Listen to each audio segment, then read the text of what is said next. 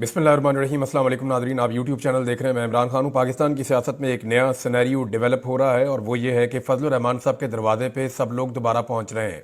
इसकी वजह क्या है? देखें, फजलुर रहमान साहब के पास 8 सीटें हैं कौमी असम्बली की और 5 उनके पास सेनेटर्स हैं। फैसल वाडा फजलुर रहमान साहब के दरवाजे पे पहुँचे और सुनने में आ रहा है कि अभी कुछ और लोग भी पहुँचेंगे, जबकि पाकिस्तान पीपल्स पार्टी की जानिब से बिलावल जरदारी ने भी मुलाकात की फजलुर रहमान साहब से। ये दोनों लोग, बिलावल और फैसल वाडा, दोनों इस्टेब्लिशमेंट के दो बड़े अहम मोहरे हैं और इस्टेब्लिशमेंट का बयानिया इनके ज़ुबान पे होता है। जो इस्टेब्लिशमेंट चाहती है उसके मुताबिक ये चल रहे हैं। गुज़िश्ता चंद दिनों से PMLN ने कुछ ऐसे काम किए हैं कि उन्होंने मलबा उठाकर इस्टेब्लिशमेंट पे डालने की कोशिश की है। यानी जो कुछ भी डी चौक में हुआ, PMLN ने या उनके बहुत करीबी सहाफ़ियों ने जानबूझकर ये खबरें पहले से दी कि रेंजर्स ने सर फाड़ दिए हैं, इतने बंदे मार दिए हैं, या पैरामिलिट्री फोर्सेस ने ये काम किया और वो काम किया और उन्होंने गाड़ियां भी तोड़ दी। उन्होंने सारा इल्ज़ाम उठाकर मिलिट्री एस्टेब्लिशमेंट के ऊपर डाल दिया कि ये उनका फ़ैसला है और बाकायदा इसको ग्लोरीफाई किया गया। शहबाज शरीफ साहब ने भी ये काम किया, वज़ीर आज़म ने, और आर्मी चीफ की तारीफ़ की जो कुछ डी चौक में हुआ। अब डी चौक में जो हुआ उसको सारी दुनिया एक सानहे के तौर पर ले रही है। एक तरफ सारी दुनिया कह रही है कि डी चौक में जो हुआ वो सानहा है, दूसरी जानिब हुकूमत ये कह रही है कि डी चौक में जो हुआ वो बहुत अच्छा हुआ और वो मिलिट्री एस्टेब्लिशमेंट ने किया और वो आर्मी चीफ की उसको लेकर तारीफ कर रहे हैं। अब ऐसा क्या है जो फजलुर रहमान साहब के दरवाजे पे सब पहुंचे हैं? एक तो फार्मूला है, वो फार्मूला मैं आपको बता देता हूं कि क्या करने की तैयारियां हो रही हैं, क्योंकि राना सनाउल्लाह भी फजलुर रहमान साहब के दरवाजे पर पहुंच गए और उन्होंने मुलाकात भी की है। ये बहुत इंपॉर्टेंट है, बात खुलेगी जब पाकिस्तान तहरीक इंसाफ का वफ्द जाएगा और जाकर फजलुर रहमान साहब से मुलाकात करेगा। माजी में भी एक ऑप्शन मौजूद थी, वही ऑप्शन मैं आपके सामने दोबारा रखूंगा। लेकिन क्या कोई आईनी तरमीम होने जा रही है? फजलुर रहमान और उनकी जमात ये कहते हैं कि हमारे साथ ज्यादती हुई है। 26वीं आईनी तरमीम में जिन चीज़ों को हमने रोका था उन्हीं चीज़ों के ऊपर बाद में कानून साजी कर ली गई और आईनी तरमीम में इस तरह की एक आईनी बेंच इस तरह का बना दिया गया कि अब उन कानून साजियों को कोई कहीं चैलेंज नहीं कर सकता। यानी आईनी तरमीम के अंदर ऐसी बुनियाद तैयार कर ली गई जिसकी बुनियाद के ऊपर बगैर आईनी तरमीम के जो मर्जी कानून बनाए और उन कवानीन को तहफ़्फ़ुज़ इसलिए मिल जाएगा कि अदालत को कंट्रोल कर लिया गया है। तो ये फजलुर रहमान साहब को बड़ा एतराज़ था और उनकी पार्टी के लोग गाहे बगाहे इस बारे में बात भी करते थे। बहरहाल उनसे मुलाकातें कर रहे हैं वो सियासतदान जो पीपल्स पार्टी और इस्टेब्लिशमेंट के करीब है। और फैसल वाडा ने एक स्टेटमेंट दिया था, इसको ज़रा याद रखिएगा, क्योंकि फैसल वाडा वो चीज़ बोलते हैं जो मिलिट्री एस्टेब्लिशमेंट बोलना चाहती है और वो मिलिट्री एस्टेब्लिशमेंट की मदद से ही अभी तक सर्वाइव कर रहे हैं पाकिस्तानी सियासत के मैदान में, और वो अपने मुंह से ये बात कहते हैं कि मैं उन्हीं का आदमी हूं। अब फैसल वाडा साहब ने ये थोड़े दिन पहले नून लीग के ऊपर चढ़ाई करना शुरू कर दी। उन्होंने कहा जी अगर इमरान खान काबिल कबूल नहीं है ना तो फिर नून लीग भी काबिल कबूल नहीं है, ये पाकिस्तान के दुश्मन है, बहुत बुरे हैं। हालांकि इससे पहले नून लीग उनको पसंद थी, उनको अच्छी लग रही थी। फिर यही फैसल वाडा साहब जो है इन्होंने जरदारी साहब के साथ, बिलावल के साथ, मौलाना फजलुर रहमान के साथ, बाकी सबके साथ मुलाकातें भी की हैं। तो फिर आप समझ जाएं कि अब खेल क्या है। माजी में एक ऑप्शन इमरान खान साहब के पास पहुंचाया गया था और उन्हें कहा गया था कि पीपल्स पार्टी और फजलुर रहमान साहब के साथ मिलकर PTI इक्तदार पे कब्जा कर ले और PMLN को फारिग कर दे और उन्हें अपोजिशन में भेज दे। शहबाज शरीफ से वजारत उज़्मा छीन ली जाए एक अदम एतमाद के जरिए से। लेकिन इमरान खान साहब ने कहा कि जनाब पीपल्स पार्टी के साथ बैठने का मतलब ये है कि आप PMLN के साथ बैठ गए, यानी जो PMLN है वही पीपल्स पार्टी है। तो इमरान खान साहब ने ऐसी किसी भी डील से इनकार कर दिया था, लेकिन एक मरतबा फिर ऐसी डील तैयार की जा रही है। देखिए, इस वक्त इमरान खान की मकबूलियत का कोई इलाज नहीं है पाकिस्तान की एस्टेब्लिशमेंट और हुकूमत के पास। एक इलाज सिर्फ यही है कि इमरान खान साहब भी कुछ वैसी ही साजिश करें जैसी साजिश इमरान खान साहब के खिलाफ की गई थी, या किसी ऐसे खेल का हिस्सा बन जाए जिससे ये जो निज़ाम है ये लिजिटिमेट हो जाए, या जो इलेक्शन हुआ है 8 फरवरी 2024 का वो इलेक्शन जो है उसके ऊपर स्टैंप लग जाएगा, ठीक है ये इलेक्शन सही हुआ है। अब उसका एक तरीका ये है कि इमरान खान साहब किसी तरह हुकूमत का हिस्सा बन जाए या इस हुकूमत को गिराने के अंदर शामिल हो जाए और अगली हुकूमत के अंदर शामिल हो जाए, चाहे वजारतें लें या ना लें। लेकिन इसमें बिलावल वज़ीर आज़म बन सकता है, बिलावल का वालिद पहले ही पाकिस्तान का सदर है, बिलावल को लगता है कि वो इससे वज़ीर आज़म बन सकता है। और दूसरा, क्योंकि बिलावल के बारे में एस्टेब्लिशमेंट बार बार ये वहाँ से आवाज़ आती है कि he is a good boy, ये अच्छा बच्चा है बिलावल और ये लड़का ठीक है, काम करेगा। और मरियम के बारे में भी ऐसी राय है, she is a good girl, यानी गर्ल तो नहीं है वो, लेकिन उनके बारे में अच्छी राय है एस्टेब्लिशमेंट की। उन्हें लगता है कि ये बहुत वफादारी के साथ اور بالکل جیسے وہ خود کہتی ہیں کہ جوتے پالش کرنے کا فن، تو اس میں تو مقابلہ چل رہا ہے بلاول میں اور مریم نواز میں. اب بلاول کو اگر وزیر اعظم بننا ہے اور پی ایم ایل این کی سیاست کو واپس کھڑے ہونا ہے، دیکھیں پی ٹی آئی کو اگر ڈیمیج کرنا ہے، عمران خان کو اگر ڈیمیج کرنا ہے تو وہ پیپلز پارٹی نہیں کر سکتی، فضل الرحمان بھی نہیں کر سکتے. ڈیمیج کرنے کا ایک ہی طریقہ ہے، وہ یہ ہے کہ پی ایم ایل این کو واپس کھڑا کیا جائے، کیونکہ پنجاب کے اندر پی ایم ایل این اگر کھڑی ہو جائے گی تو پی ٹی آئی فارغ ہو جائے گی. اب پنجاب میں پی ایم ایل این کو کھڑے ہونے کے لیے وکٹم کارڈ چاہیے، یا کوئی ایسی چیز چاہیے کہ جناب ہمارے ساتھ بڑی زیادتی ہوئی، دیکھو عمران خان نے پھر سازش کر دی، ہماری حکومت پیسے کما رہی تھی، آگے بڑھ رہی تھی، معیشت ٹھیک کر رہی تھی. حالانکہ ہر چیز کا اس وقت بیڑا غرق ہے. لیکن آپ اگر پی ایم ایل این کے منہ سے سنیں، وہ کہتے ہیں جی ملک ٹھیک ہونا شروع ہو گیا. بھئی ملک کے اندر مہنگائی پہلے سے زیادہ ہے، غربت پہلے سے زیادہ ہے، بے روزگاری پہلے سے زیادہ ہے، معیشت کی تباہی پہلے سے زیادہ ہے، سرمایہ کاری پہلے سے کم ہے، لا اینڈ آرڈر کی سچویشن پہلے سے زیادہ خراب ہے، لوگوں کا عدم اعتماد پاکستان کے اوپر زیادہ ہے، ہنرمند لوگ جو ہیں نوجوان وہ پاکستان چھوڑ کر پہلے سے زیادہ بڑی تعداد میں باہر جا رہے ہیں. ان ساری چیزوں کو آپ اکٹھا کرتے ہیں تو ایک بڑا ڈیزاسٹر ہے اس وقت جو پاکستان کے ساتھ ہوا، معاشی طور پہ، سماجی طور پہ، قانونی طور پہ اور اخلاقی نقطہ نظر سے بھی جو ان لوگوں نے کیا ہے. ایک بے چینی ہے پاکستان میں، گھٹن ہے. اب اگر پی ایم ایل این کا اقتدار ختم ہو جاتا ہے تو وہ ایک وکٹم کارڈ لے لیں گے، جناب دیکھیں ہمارے ساتھ زیادتی ہوگی، ہم تو ملک ٹھیک کرنے والے تھے، اور عمران خان صاحب کی مقبولیت نیچے آنے کا امکان پیدا ہو جائے گا. لیکن اس میں عمران خان صاحب کو منانا پڑے گا. اب اس کو کچھ لوگ کہہ رہے ہیں جی وہ ایک اور کارڈ ہے عمران خان کا، تو ایسی بات نہیں ہے. مجھے نہیں لگتا عمران خان صاحب اس بارے میں مانیں گے، لیکن یہ ایک آپشن ہے اور اس کے اوپر کام کیا جا رہا ہے. اور فضل الرحمان صاحب کو جا کے رانا ثناء اللہ صاحب بھی ملے ہیں اور وہ بھی یہ اسیسمنٹ کرنے گئے ہیں کہ اگر یہ ہو جائے تو کتنا اچھا ہو جائے کہ پی ایم ایل این کی حکومت گر جائے. کیسز تو انہوں نے اپنے سارے ختم کر لیے ہیں، اور پیپلز پارٹی کے ساتھ اگر پی ٹی آئی اقتدار میں آئے گی تو وہ جو بھی کرنا چاہتے ہیں وہ نہیں کر پائیں گے. یعنی وہ اگر این آر او 2 کو ختم کرنا چاہتے ہیں نہیں کر پائیں گے، پیپلز پارٹی نہیں ہونے دے گی، وہ بھی اس کے بینیفیشری ہے. اور بہت سارے کام جو پی ٹی آئی کرنا چاہتی ہے اقتدار میں آ کے، ان میں سے ایک کام بھی نہیں کر پائے گی، کیونکہ پاکستان پیپلز پارٹی صرف ایک فائدہ ہوگا پی ٹی آئی کو کہ ان کے ذرا کیسز نرم ہو جائیں گے، ایک فائدہ ہوگا ان کے نام ای سی ایل سے نکل جائیں گے، ایک فائدہ ہوگا ذرا پاکستان میں فریلی موو کریں گے، ایک فائدہ ہوگا ان کے جو ہے نا وہ قیدی ویدی باہر آ جائیں گے، اور عمران خان صاحب بھی ہو سکتا ہے کہ ان کے کیسز ختم ہو یا وہ باہر آ جائیں. لیکن اس کے علاوہ پاکستان کو اس کا کوئی فائدہ ایز سچ نہیں ہوگا. یہ چیزیں ایسے ہی چلیں گی اور ایسے ہی ٹائم پورا ہوگا، اور جب اگلا الیکشن ہوگا تو پی ایم ایل این دوبارہ ایک طاقت بن چکی ہوگی اور دوبارہ وہ مقابلے میں تگڑے طریقے سے آئے گی. اچھا اس کو یہاں روک لیتے ہیں. ایک اور خبر ہے اور وہ ہے جناب فارمیشن کمانڈر کانفرنس ہوئی ہے اس کے حوالے سے. وہاں پہ جو اعلامیہ آیا وہ یہ کہہ رہا ہے کہ حکومت بے لگام آزادی اظہار رائے کی آڑ میں زہر اگلنے اور تقسیم روکنے کے لیے سخت قوانین بنائے. یہ جی پاک فوج کا اعلامیہ آیا ہے. کور کمانڈر کانفرنس میں اسلام آباد احتجاج کے دوران پاک فوج کی تعیناتی پر پروپیگنڈا کی شدید الفاظ میں مذمت کی گئی اور حکومت سے مطالبہ کیا گیا کہ بے لگام غیر اخلاقی آزادی اظہار رائے کی آڑ میں زہر اگلنے، جھوٹ اور معاشرتی تقسیم کا بیج بونے کے خاتمے کے لیے سخت قوانین اور ضوابط بنا کر ان پر عمل درآمد کروایا جائے. اب یہ 84ویں فارمیشن کمانڈر کانفرنس ہوئی ہے جس میں corps commanders, principal staff officers اور پاک فوج کے تمام فارمیشن کمانڈرز نے شرکت کی ہے. اب اس کے اندر جو ہے نا وہ ایک دو چیزیں میں آپ کے سامنے رکھتا ہوں. ایک طرف تو یہ کہا جا رہا ہے کہ پاک فوج کے خلاف پروپیگنڈا ہو رہا ہے، ایون پاکستان کے مختلف لوگوں کی جانب سے اور اوورسیز پاکستانیوں کی جانب سے اور پاکستان کے اندر جو پاکستانی موجود ہیں ان کی جانب سے ایک کمپین یہ بھی لانچ کی گئی ہے کہ فوج کے زیر انتظام جتنے کاروبار چل رہے ہیں ان کی جو پروڈکٹس آتی ہیں ان کا بھی بائیکاٹ کر دیا جائے. اور اس کے اوپر میں دیکھ رہا ہوں کہ سوشل میڈیا پہ بہت تیزی سے یہ چیزیں ہو رہی ہیں اور کچھ لوگ اس کی مذمت کرنے کے لیے جب سامنے آئے تو مجھے اندازہ ہوا کہ اس کا امپیکٹ یا یہ مؤثر ہے تحریک، جس وجہ سے اس کے خلاف کچھ ریٹائر فوجی افسران بیانات بھی دے رہے ہیں یا وہ میدان میں اترے ہیں.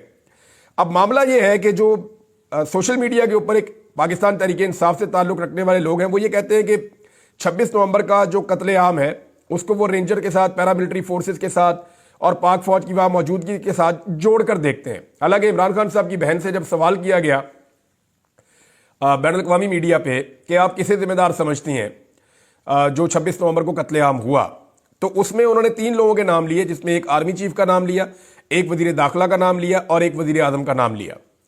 تو پاکستان تحریک انصاف کی جانب سے یا سوشل میڈیا کے اوپر جو صارفین ہیں ان کی جانب سے یہ بار بار کہا جاتا ہے کہ جناب یہ وہ جوڑ کر دیکھتے ہیں سیکورٹی فورسز کو، ایون ملٹری کو اس سارے یا پیراملٹری کو اس کے ساتھ، یہ جو کچھ بھی ہوا 26 نومبر کو. لیکن وہ کیوں جوڑ کر دیکھتے ہیں؟ لیکن یہ سارا ایلیگیشن، یہ سارا الزام، یہ سارا مدعا یا سارا بوجھ اس حکومت نے پہلے ہی اٹھا کر فوج کے کھاتے میں ڈال دیا تھا. آپ دیکھیں نا شہباز شریف کا سٹیٹمنٹ، ان کے جو صحافی ہیں قریبی ان کے سٹیٹمنٹس، پھر ان کا سیلیبریٹ کرنا کہ جیسے فوج آ گئی اب وہ ماریں گے، پھر ان کا یہ کہنا کہ دیکھتے ہی گولی مار دی جائے گی، فوج کو بلا لیا گیا ہے اور سب لوگ سمجھ جائیں، اس قسم کی جو باتیں کی گئیں. تو یہ معاملہ وہاں سے شروع ہوا. اگر اس کو ٹھیک کرنا ہے تو وہ سب سے پہلے وہ بندے گرفتار کیے جائیں جنہوں نے اس پروپیگنڈا کے اوپر سب سے پہلے کام شروع کیا تھا. ایک اور چیز ہے ناظرین، عمران خان صاحب پر فرد جرم عائد کر دی گئی ہے اور 119 دیگر ملزمان کے ساتھ یہ فرد جرم عائد ہوئی ہے GHQ حملہ کیس کے اندر. اب اس کی تفصیلات میں آپ کو کیا جاؤں، آپ کو سارا آئیڈیا ہے. عمران خان صاحب تو 9 مئی والے دن گرفتار تھے، اس کے بعد یہ سارا کچھ ہوا پاکستان میں. اب جب فرد جرم عائد کی گئی تو جب رہنما باہر نکل رہے تھے تو ان میں سے 4 لوگوں کو گرفتار کر لیا گیا اور باقی اور بھی بہت سارے ہیں، لیکن 4 اہم لوگ ہیں. عمر ایوب صاحب کو گرفتار کیا گیا، اپوزیشن لیڈر. راجہ بشارت سابق صوبائی وزیر ہیں، ان کو گرفتار کیا گیا. احمد چٹھا MN ان کو گرفتار کیا گیا. عظیم الدین عمران خان صاحب کے سٹاف کے اہم ممبر ہیں، ان کو بھی گرفتار کیا گیا. اچھا، ان لوگوں کے پاس جو ہے وہ اومنی بیل موجود تھی پشاور ہائی کورٹ کی، یعنی انہیں کسی بھی نامعلوم مقدمے میں گرفتار نہیں کیا جا سکتا اور زیادہ تر مقدمات میں ان کے پاس ضمانتیں تھیں. اب اس حوالے سے جو ہے وہ پاکستان تحریک انصاف نے بہت شور مچایا ہے، لیکن اب جب میں یہ ویلاگ ریکارڈ کر رہا ہوں تو اب تک کی اطلاع کے مطابق یہ لوگ پولیس کی حراست میں ہیں، انہیں گرفتار کر لیا گیا دیگر بہت سارے لوگوں کے ساتھ.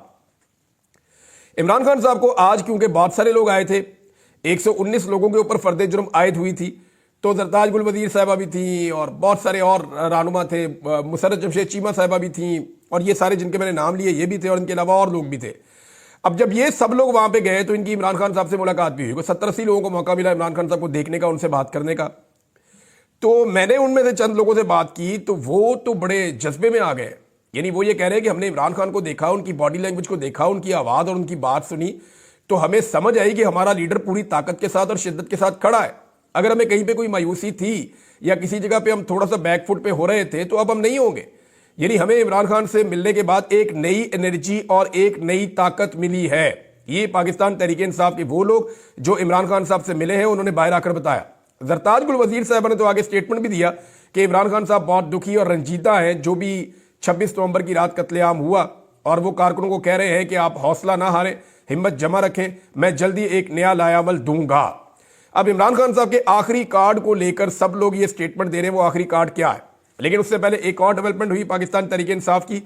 عمران خان صاحب نے کمیٹی تبدیل کی ہے جناب مذاکرات کے حوالے سے. یعنی اگر حکومت کے ساتھ مذاکرات ہوں گے تو اس کے لیے ایک ڈیڈ لائن دے دی گئی ہے اور بیرسٹر گوہر کو پارٹی کے امور طے کرنے کے اختیارات واپس لے لیے گئے ہیں. یعنی یہ جو معاملات ہیں ان سے واپس لیے گئے ہیں خاص طور پہ مذاکرات کے حوالے سے. عمران خان نے اڈیالہ جیل میں عمر ایوب کو سیاسی حکمت عملی طے کرنے اور سیاسی فیصلے کرنے کا اختیار دے دیا ہے. دوسری جانب حکومت سے مذاکرات کے لیے کمیٹی قائم کر دی گئی ہے، جبکہ مطالبات کی منظوری کے لیے حکومت کو 12 دسمبر کی ڈیڈ لائن دی گئی ہے.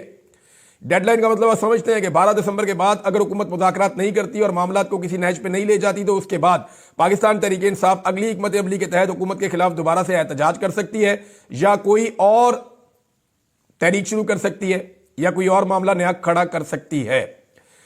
اچھا، اڈیالہ جیل میں عمران خان سے شیخ رشید کی بھی ملاقات ہوئی، فواد چودھری صاحب کی بھی ملاقات ہوئی، شاہ محمود قریشی تھے، عمر ایوب تھے اور دیگر لوگ تھے، ان سب نے ملاقات کی. عمران خان نے شیخ رشید کو گلے لگایا، ان کو پیار کیا اور نے کہا کہ شیخ ہم اکٹھے ہیں. تو شیخ رشید احمد صاحب کے لیے جو ہے وہ بڑی ان کی قربانیوں کا عمران خان صاحب نے ان کی تعریف کی، جیسے انہوں نے تعریف کی تھی پرویز الہی کی قربانیوں کی. لیکن پرویز الہی صاحب کی حالت بہت خراب ہے، وہ ابھی کھل کر سیاست نہیں کر پا رہے اور ان کی میڈیکل ریزنز ہیں ان کی فیملی کے مطابق. تو اللہ کرے گا وہ ٹھیک ہو جائیں گے. پرویز الہی صاحب ہمت والے آدمی ہیں، انہوں نے بڑی مشکل جیل کاٹی ہے. میں جب جیل میں تھا تو میں نے وہاں لوگوں سے پوچھا تو انہوں نے بتایا کہ پرویز الہی نے بڑی مشکل جیل کاٹی اور بڑی تکالیف برداشت کی ہیں. زخمی ہونے کے باوجود وہ بڑے دل کے ساتھ جیل میں رہے ہیں. 12 دسمبر کو پشاور میں عمران خان صاحب نے شہداء مارچ کے انعقاد کی ہدایت کی ہے کہ پشاور میں شہداء کے لیے ایک مارچ کیا جائے اور اس میں JUI فیس سمیت تمام اپوزیشن جماعتوں کو دعوت دی جائے. اور 12 دسمبر کی ڈیڈ لائن دی ہے جس میں ثانیہ 26 نومبر اور 9 مئی کی جوڈیشل تحقیقات کروانے اور سیاسی قیدیوں کی رہائی کا الٹیمیٹم دیا گیا. اب جو یہ مذاکرات کرنے والے لوگ ہیں ان میں بھی بیرسٹر گور شامل نہیں ہیں. عمر ایوب ہے، اسد کیسر ہیں، گنڈا پور ہیں، سلمان اکرم راجہ ہیں اور صاحبزادہ حامد رضا ہیں. یہ بندے جناب اب اس کے اندر شامل ہوں گے احتجاج کے حوالے سے. یہ ہیں جناب اب تک کی ان چیزوں میں ڈیولپمنٹ. اور کچھ چیزیں میں آپ کے سامنے اور رکھ دیتا ہوں. ایک تو جناب ایک سٹیٹمنٹ آیا اور وہ اسٹیٹمنٹ نے میرا دل ہی توڑ دیا. اور یہ اسٹیٹمنٹ دیا ہے بہت ہی نکمے، نکٹو، بیوقوف، بزدل، بے غیرت اور بے شرم آدمی نے، جو آرمی چیف ہے جنوبی کوریا کا. جنوبی کوریا کے آرمی چیف نے جو ہے وہ ناک کٹوا کے رکھ دی ہے ملٹریز کی، اور اس نے کہا کہ ملک میں مارشل لاء کی کوشش کے معاملے پر جنوبی کوریا کے آرمی چیف نے استعفیٰ دینے کی پیشکش کر دی ہے. یہ علی تلونی صاحب نے جو ہے وہ اس کو ٹویٹ کیا ہے. ہم فوج کے پیشہ ورانہ کاموں میں ماہر ہیں اور ہم مارشل لاء یا فوجی حکومت میں ماہر نہیں ہیں. ملک نازک دور سے گزر رہا ہے اور یہ بے شرم کہہ رہا ہے کہ میں استعفیٰ دے رہا ہوں. کیسا بے غیرت آرمی چیف ہے. اس کو چاہیے تھا عوام کو مارتا، عوام کے اوپر اٹیک کرتا، آ کر تقریر کرتا، مارشل لاء لگاتا، یہ کہتا میرے عزیز ہم وطنوں، ان شرپسندوں کو، ان دہشت گردوں کو ہم کچل کر رکھ دیں گے، اور چڑھ دوڑتا اپنی عوام کے اوپر، ان کو گولیاں مارتا، 10 20 25 ہزار بندہ جیلوں میں ڈالتا، وہاں پہ جوتے چلاتا، اچھی طرح لوگوں کو اغوا کرتا، اغوا برائے بیان کرواتا، وہاں پہ جبری گمشدگیاں کرواتا، پولیٹیکل پارٹی سے بندوں کی جو ہے وہ وابستگیاں ختم کرواتا. اتنا آسان تھا، سیدھا سیدھا کام تھا. اپنے ملک کی خدمت کا جذبہ ہی نہیں ہے اس بے شرم آدمی کے اندر. یہ جو جنوبی کوریا کا آرمی چیف ہے، اس کو شرم آنی چاہیے، اس کو سیکھنا چاہیے کہ کیسے کام کرتے ہیں. بہرحال اس آدمی نے استعفیٰ دینے کی پیشکش کر دی ہے، اور مجھے لگتا ہے کہ شاید اس کا استعفیٰ منظور بھی ہو جائے گا. اتنے کمزور آدمی کو کسی بھی ملک کا آرمی چیف نہیں ہونا چاہیے. ناظرین، پشتون بھائیوں کے حق کے اندر جو ہے وہ خیبر پختونخوا کے جو لوگ ہیں وہاں پہ اسلام آباد میں جو ان کے ساتھ ظلم اور زیادتی کی ہے پولیس نے، یعنی انتہا کر دی ہے. جس کا چہرہ سفید ہے، جب دکھائی دیتا ہے کہ یہ پشتون ہے، اس کا چہرہ ویسا ہے، اس کا پہناوا ویسا ہے، یہ چلتا پشتونوں کی طرح ہے. پٹھان تو پھر پہچانا جاتا ہے نا، پتہ چلتا ہے اس کا. پٹھان پیدل چلتا ہوا جا رہا ہوا، پیچھے سے دیکھ کے پہچانتے ہیں کہ پٹھان ہے. دور سے چلتا ہوا آ رہا ہو، آپ کو پتہ چلتا ہے پٹھان ہے. اس کی ایک الگ چال ہے، ایک الگ ڈھال ہے، ایک الگ پہناوا ہے، ایک الگ انداز ہے اس کا. پھر پٹھان دکھتے بھی تھوڑا الگ ہے.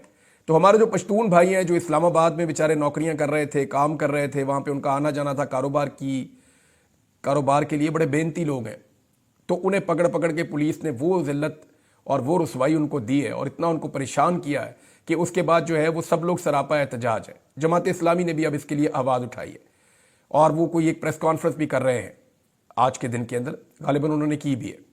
اور باقی ساری پارٹیاں بھی آواز اٹھا رہی ہیں. ابھی وہاں پہ جو ہے وکلا نے اسلام آباد میں ایک مارچ کیا ہے پشتون بھائیوں کے حق میں، تو ان کا بہت شکریہ، ہم ان کے شکر گزار ہیں. اب پورا پاکستان جو ہے وہ ایک ہے، اور پاکستان کے ہر شہری کی وہی عزت ہونی چاہیے جو باقیوں کی ہے.